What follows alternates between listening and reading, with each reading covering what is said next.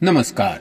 किस्सा गोई के YouTube चैनल पे आपका स्वागत है। हिंदी में एक से बढ़कर एक कहानियां लिखी गई हैं, जिनमें से कुछ को क्लासिक का दर्जा प्राप्त है। ऐसी ही क्लासिक कहानियों की कड़ी में हम आज लेकर आए हैं यशपाल की प्रसिद्ध कहानी अखबार में नाम।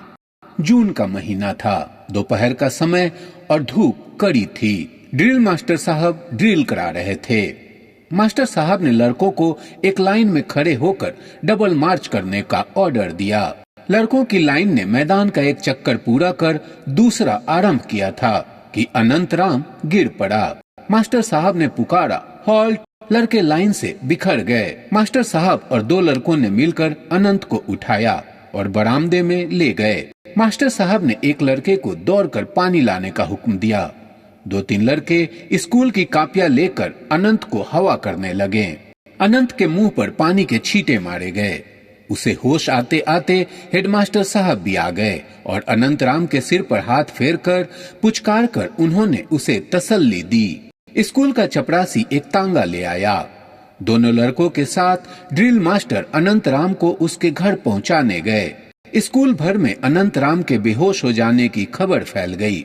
स्कूल में सब उसे जान गए। लड़कों के धूप में दौड़ते समय गुरदास लाइन में अनंतराम से दो लड़कों के बाद था। यह घटना और कांड हो जाने के बाद वह सोचता रहा, अगर अनंतराम की जगह वही बेहोश होकर गिर पड़ता, वैसे ही उसे चोट आ जाती तो कितना अच्छा होता।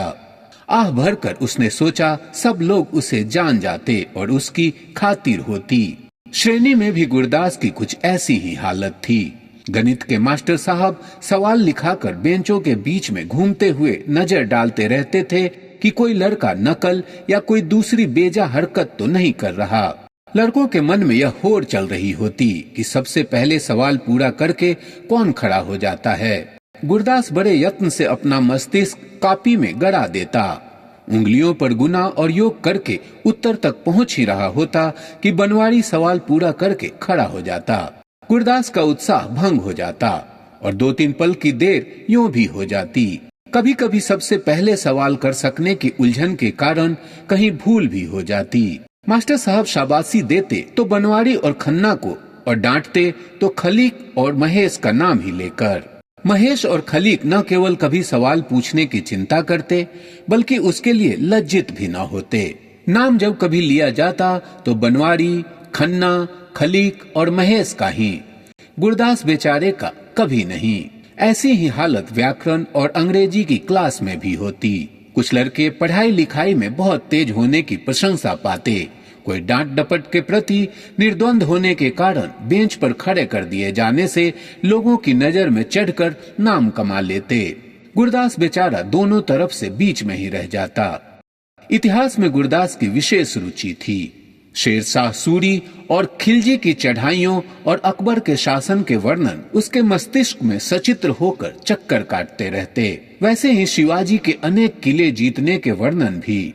वह अपनी कल्पना में अपने आप को शिवाजी की तरह ऊंची नोकदार पगड़ी पहने, छोटी दाढ़ी रखे और वैसा ही चोंगा पहने तलवार लिए सेना के आगे घोड़े पर सर पर दौड़ता चला जाता देखता।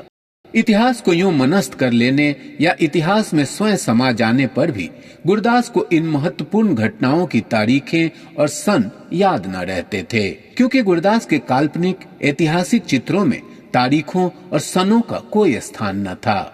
परिणाम यह होता कि इतिहास के क्लास में भी गुरदास को शाबाशी मिलने या उसके नाम पुकारे जाने का समय न आता। सबके सामने अपना नाम पुकारा जाता सुनने की गुरदास की महत्वाकांक्षा उसके छोटे से हृदय में इतिहास के अतीत के बोझ के नीचे दबकर सिसकती रह जाती। इस पर इतिहास के मास्टर का प्रायः कहते रहना कि दुनिया में लाखों लोग मरते जाते हैं, परंतु जीवन वास्तव में उन्हीं लोगों का होता है जो मरकर भी अपना नाम जिंदा छोड़ जाते हैं, गुरदास के सिसकते हृदय को एक और चोट पहुंचा देता। गुरदास अपने माता पिता की संतानों में 3 बहनों का अकेला भाई था। उसकी माँ उसे राजा बेटा कहकर पुकारती थी। स्वयं पिता रेलवे के दफ्तर में साधारण क्लर्की करते थे। कभी कह देते कि उनका पुत्र ही उनका और अपना नाम कर जाएगा।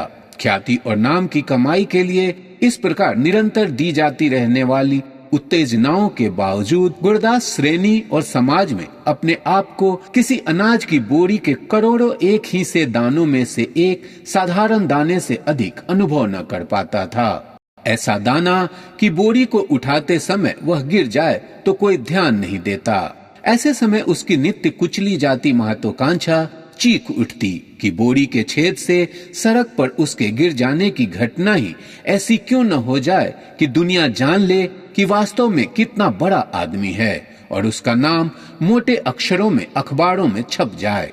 गुरदास कल्पना करने लगता कि वह मर गया है, परंतु अखबार में मोटे अक्षरों में छपे अपने नाम को देखकर मृत्यु के प्रति विद्रूप से मुस्कुरा रहा है। मृत्यु उसे समाप्त न कर सकी। आयु बढ़ने के साथ साथ गुरदास की नाम कमाने की महत्वाकांक्षा उग्र होती जा रही थी, परंतु उस स्वप्न की पूर्ति की आशा उतनी ही दूर भागती जान पड़ रही थी। बहुत बड़ी बड़ी कल्पनाओं के बावजूद वह अपने पिता पर कृपा दृष्टि रखने वाले एक बड़े साहब की कृपा से दफ्तर में केवल क्लर्क ही बन पाया। जिन दिनों गुरदास अपने मन को समझाकर यह संतोष दे रहा था कि उसके मोहल्ले के हजारों से अधिक लोगों में से किसी का भी तो नाम कभी अखबार में नहीं छपा, तभी उसके मोहल्ले के एक निसंतान लाला ने अपनी आयु भर का संचित गुप्त धन प्रकट करके अपने नाम से एक स्कूल स्थापित करने की घोषणा कर दी। लाला जी का अखबार में केवल नाम ही प्रशंसा सहित नहीं छपा, उनका चित्र भी छपा। गुरदास आह भर कर रह गया। साथ ही अखबार में नाम छपवाकर नाम कमाने की आशा बुझती हुई चिंगारियों पर राख की एक और परत पड़ गई। गुरदास ने मन को समझाया कि इतना धन और यश तो केवल पूर्व जन्म के कर्मों के फल से ही पाया जा सकता है। इस जन्म में तो ऐसे अवसर और साधन की कोई आशा उस जैसों के लिए हो ही नहीं सकती थी। उस साल वसंत के आरंभ में शहर में प्लेग फूट निकला था। दुर्भाग्य से गुरदास के गरीब मोहल्ले में गलियां कच्ची और तंग होने के कारण बीमारी का पहला शिकार उसी मोहल्ले में दुलारे नाम का व्यक्ति हुआ। मोहल्ले की गली के मुहाने पर रहमान साहब का मकान था। रहमान साहब ने आत्मरक्षा और मोहल्ले की रक्षा के विचार से छूत की बीमारी के अस्पताल को फोन करके एम्बुलेंस गाड़ी मंगवा दी। बहुत लोग इकट्ठे हो गए। दुलारे को स्ट्रेचर पर उठाकर मोटर पर रखा गया और अस्पताल पहुंचा दिया गया। म्यूनिसिपैलिटी ने उसके घर की बहुत जोर से सफाई की। मोहल्ले के हर घर में दुलारे की चर्चा होती रही। गुरदास संध्या समय थका मांदा और झुंझलाया हुआ दफ्तर से लौट रहा था। भीड़ में से अखबार वाले ने पुकारा, आज शाम की ताजा खबर, नाहर मोहल्ले में प्लेग फूट निकला, आज की खबरें पढ़िए। अखबार में अपने मोहल्ले का नाम छपने की बात से गुरदास सिहर उठा। उसके मस्तिष्क में चमक गया, ओह, दुलारे की खबर छपी होगी। अखबार प्रायः वह नहीं खरीदता था, परंतु अपने मोहल्ले की खबर छपी होने के कारण उसने 4 पैसे खर्च कर अखबार ले लिया। सचमुच दुलारे की खबर पहले पृष्ठ पर ही थी। लिखा था, बीमारी की रोकथाम के लिए सावधान, और फिर दुलारे का नाम और उसकी खबर ही नहीं, स्ट्रेचर पर लेटे हुए घबराहट में मुंह खोले हुए दुलारे की तस्वीर भी थी। गुरदास ने पढ़ा कि बीमारी का इलाज देर से आरंभ होने के कारण दुलारे की अवस्था चिंताजनक है। पढ़कर दुख हुआ। फिर ख्याल आया, इस आदमी का नाम अखबार में छप जाने की क्या आशा थी, पर छप ही गया। अपना अपना भाग्य है। एक गहरी सांस लेकर गुरदास ने सोचा। दुलारे की अवस्था चिंताजनक होने की बात से दुखी भी हुआ। फिर ख्याल आया, देखो, मरते मरते नाम कर ही गया। मरते तो सभी हैं, पर यह बीमारी की मौत फिर भी अच्छी। ख्याल आया, कहीं बीमारी मुझे भी न हो जाए। भय तो लगा, पर यह भी ख्याल आया कि नाम तो जिसका छपना था छप गया, अब उसका नाम थोड़े ही छप सकता है। खैर, दुलारे अगर बच न पाया तो अखबार में नाम छप जाने का फायदा उसे क्या हुआ। मजा तो तब है कि बेचारा बच जाए और अपनी तस्वीर वाले अखबार को अपनी कोठरी में लटका ले। गुरदास को होश आया तो उसने सुना, इधर से संभालो, उधर से उठाओ। कूल्हे में बहुत जोर से दर्द हो रहा था। वह स्वयं उठ न पा रहा था, लोग उसे उठा रहे थे। हाय हाय माँ, उसकी चीखें निकली जा रही थी। लोगों ने उठाकर उसे एक मोटर में डाल दिया। अस्पताल पहुंचकर उसे समझ में आया कि वह बाजार में एक मोटर के धक्के से गिर पड़ा था। मोटर के मालिक एक शरीफ वकील साहब थे। उस घटना के लिए बहुत दुख प्रकट कर रहे थे। एक बच्चे को बचाने के प्रयत्न में मोटर को दाईं तरफ जल्दी से मोड़ना पड़ा। उन्होंने बहुत जोर से हॉर्न भी बजाया और ब्रेक भी लगाया, पर ये आदमी चलता चलता अखबार पढ़ने में इतना मगन था कि उसने सुना ही नहीं। गुरदास कूल्हे और घुटने के दर्द के मारे कड़ाह रहा था। कुछ सोचना समझना उसके बस की बात ही न थी। डॉक्टर ने गुरदास को नींद आने की दवाई दे दी। वह भयंकर दर्द से बचकर सो गया। रात में जब नींद टूटी तो दर्द फिर होने लगा और साथ ही ख्याल भी आया कि अब शायद अखबार में उसका नाम छप ही जाए। दर्द में भी एक उत्साह सा अनुभव हुआ और दर्द भी कम लगने लगा। कल्पना में गुरदास को अखबार के पन्ने पर अपना नाम छपा दिखाई देने लगा। सुबह जब अस्पताल की नर्स गुरदास के हाथ मुंह धुलाकर उसका बिस्तर ठीक कर रही थी, मोटर के मालिक वकील साहब उसका हालचाल पूछने आ गए।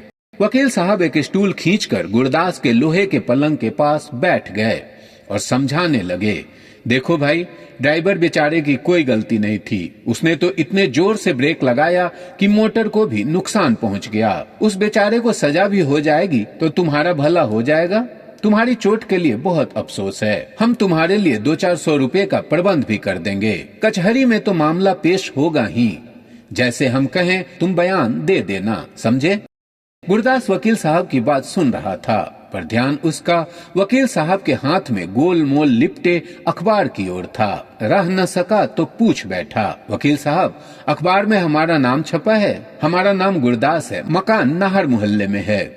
वकील साहब की सहानुभूति में झुकी आंखें सहसा पूरी खुल गई। अखबार में नाम? उन्होंने पूछा, चाहते हो छपवा दें? हाँ साहब, अखबार में तो जरूर छपना चाहिए, आग्रह और विनय से गुरदास बोला।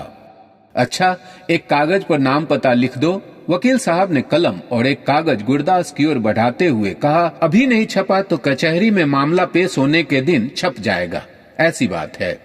गुरदास को लंगड़ाते हुए ही कचहरी जाना पड़ा। वकील साहब की टेढ़ी जिरह का उत्तर देना सहज न था। आरंभ में ही उन्होंने पूछा, तुम अखबार में नाम छपवाना चाहते थे? जी हाँ, गुरदास को स्वीकार करना पड़ा। तुम्हें उम्मीद थी कि मोटर के नीचे दब जाने वाले आदमी का नाम अखबार में छप जाएगा? वकील साहब ने फिर प्रश्न किया। जी हाँ, गुरदास कुछ झिझका, पर उसने स्वीकार कर लिया। अगले दिन अखबार में छपा। मोटर दुर्घटना में आहत गुरदास को अदालत ने हर्जाना दिलाने से इनकार कर दिया। आहत के बयान से साबित हुआ कि अखबार में नाम छपाने के लिए ही वह जानबूझकर मोटर के सामने आ गया था। गुरदास ने अखबार से अपना मुंह ढांप लिया। किसी को अपना मुंह कैसे दिखाता?